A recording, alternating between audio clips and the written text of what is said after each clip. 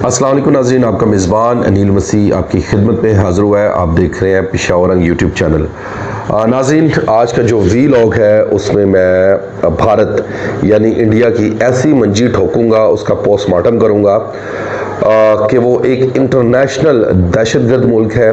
और ये दहशतगर्दी का सिलसिला नाज़रीन उन्होंने आज से नहीं बल्कि जब से पाकिस्तान और इंडिया की पार्टीशन हुई है, बेसिकली जब भारत और जब पाकिस्तान का वजूद नहीं था तो वहाँ से इन्होंने दहशतगर्दी को स्टार्ट किया था, दहशतगर्दी को प्रमोट किया था।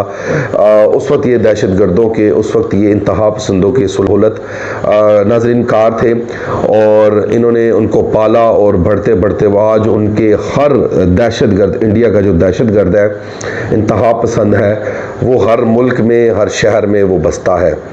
और इतनी नफ़रत इंडिया ने नाज़रीन फैलाई है कि उसका सबूत आज सोशल मीडिया पे हम देख रहे हैं।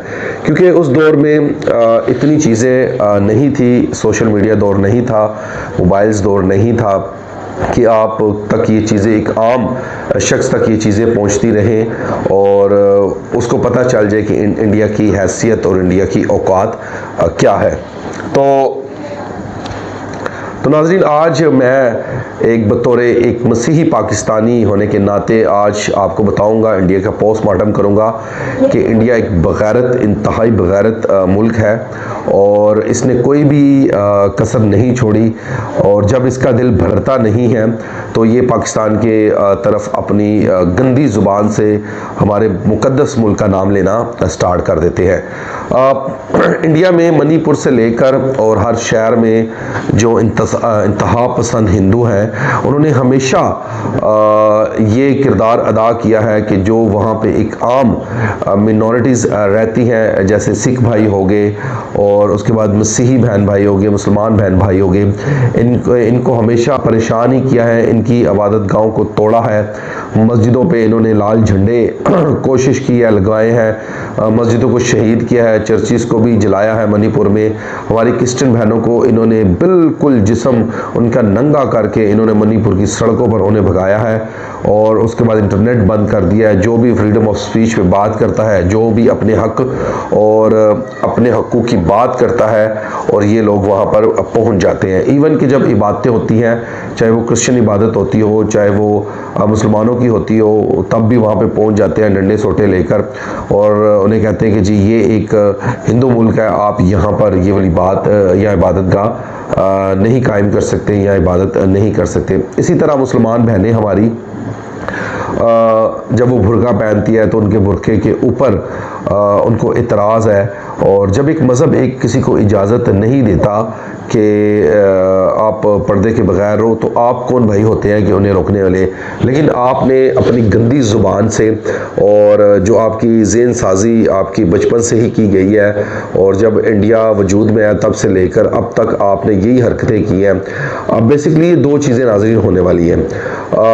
जो मैं चीज़ें आप तक पहुंचाना चाह रहा हूँ वो ये है कि बेसिकली जो इस वक्त इसराइल और फ़लस्तीन की जो जंग है, उस पे इसराइल के अंदर से भी आवाज़ें उठ रही हैं कि इस जंग को बंद किया जाए, इंतहा हो चुकी है। मुसलमानों का एक आम कत्ल किया जा रहा है, वहाँ पे इंसानियत का कत्ल किया जा रहा है। वहाँ पे फ़लस्तीन की मैं एक ख़ासियत आपको बता दूँ जिस वजह से मैं फ़लस्तीन से प्यार करता हूँ।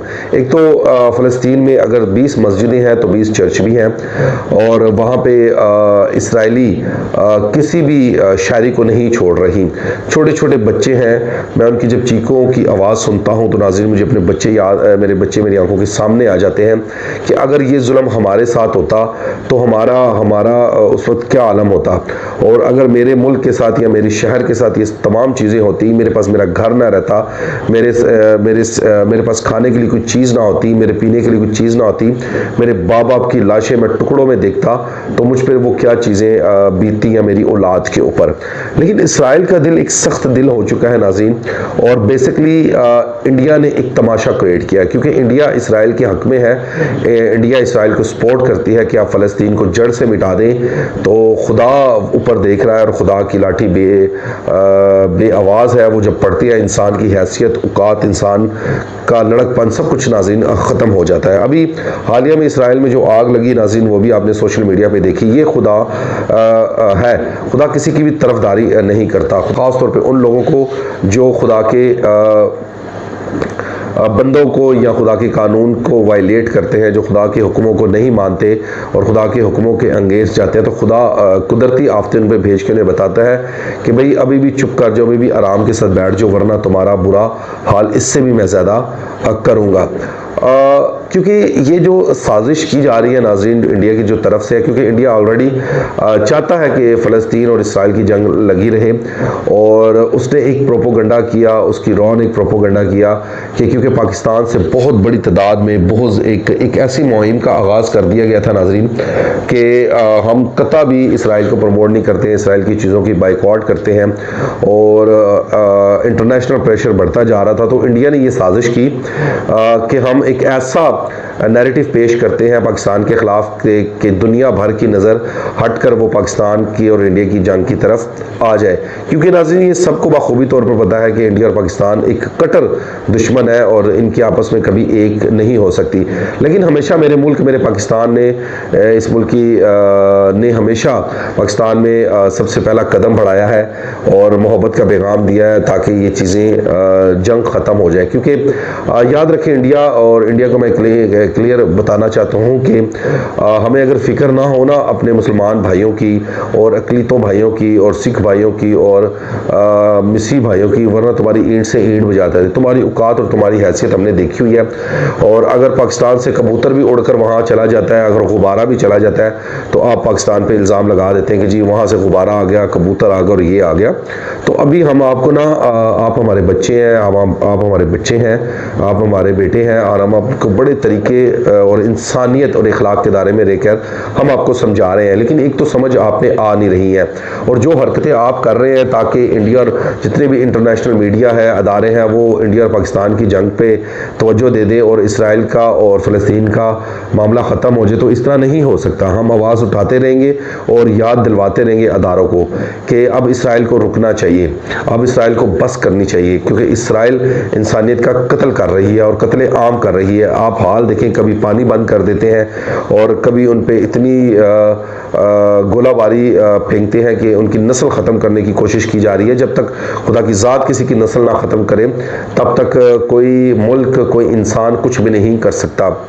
तो बेसिकली प्रॉब्लम ये है कि उस जंग को उस जंग से नज़र हटाने की इंडिया की ये साजिश है या ये कोशिश है। लेकिन हम पाकिस्तानी हमेशा आवाज़ उठाते रहेंगे कि फ़लस्तीन की जो सरज़मीन है वो फ़लस्तीनियों की है और फ़लस्तीन की ही रहेगी, और कोई भी उसको, कोई भी ज़ोरावर उसको उस मुल्क से, उस शहर से नहीं निकाल सकता, याद रखिएगा। और दूसरी बात है कि इसी व्लॉग के ज़रिए मैं बताना चाहता हूँ कि एक शेर बेटी है सिख भाइयों की और सिख बरादरी की, एक दिलेर बेटी है, और उसने एक गाना लिखा है कि हम पाकिस्तान को मुर्दाबाद नहीं कह सकते। लेकिन भारत ने कभी भी अमन को तरजीह नहीं दी, उसने अपना गुंडागर्दी दिखाई है, और वो हम सोशल मीडिया पे देखते रहते हैं कि कैसे खुदा माफ़ करे वो इंसानियत पे जुल्म कर रहे हैं, इंसानियत पे तशद्दुद कर रहे हैं, और वो अपना काम जारी रखते हैं। तो उस जो बेटी ने गाना गाया, उसके लिरिक्स कुछ यूँ है कि मैं पाकिस्तान को मुर्दाबाद नहीं कह सकती, क्योंकि इस शहर में, इस धरती पे, इस पाक सरजमीन पर मेरे गुरु नानक साहब ने जन्म लिया है। हम जाते हैं वहाँ पे, मत्था टेकते हैं, और मैं इस पाकिस्तान को मुर्दाबाद नहीं कह सकती नाज़रीन।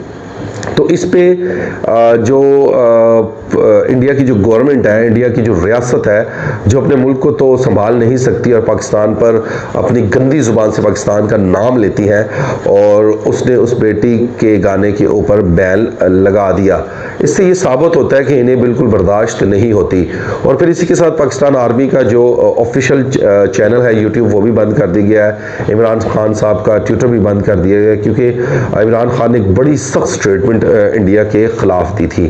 और नाज़रीन, मैं उस बेटी को सलाम पेश करता हूँ दोनों हाथों के साथ कि आपकी जुर्रत को सलाम है कि आपने इस गाने को लिखा और इस गाने को गाया और ये साबित किया कि इंडिया में अभी भी सिख भाई हैं जो जुल्म सहने के आदी नहीं है, जो हमेशा जुल्म के ख़िलाफ़ आवाज़ बुलंद करते हैं। वो आज भी जुल्म के ख़िलाफ़ आवाज़ बुलंद कर रहे हैं। बेसिकली जो कश्मीर में हुआ वो एक आपकी साजिश थी, आपका एक प्री प्लान था उस फ़लस्तीन और इसराइल से नज़र हटाने की।